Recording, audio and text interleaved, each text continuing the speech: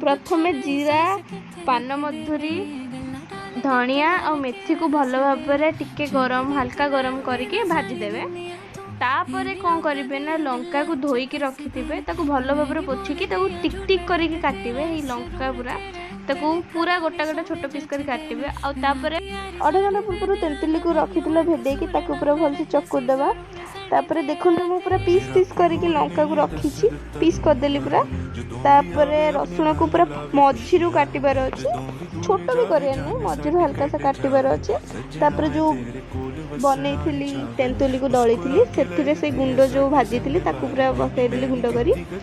तापर तेल रे हल्का टिके हेंगू पकईली तापर ताको मिक्स कली भलसे। मिक्स कर सारा पर से रसुण टिके पकईली।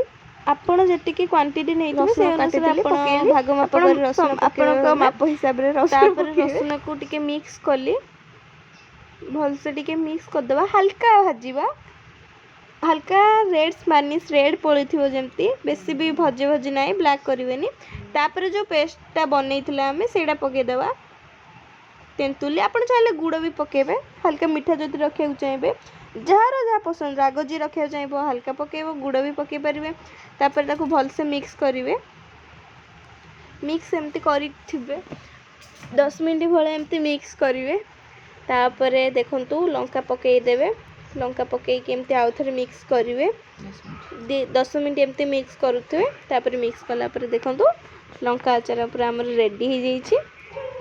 पूरा टेस्ट कला को भी बढ़िया टेस्ट आछे। आपण भी घरे करंतु निश्चित भाव खाआंतु आमको कमेंट रे बतांतु आपन को केमती लागी हम रेसिपी। रहिली जय जगन्नाथ।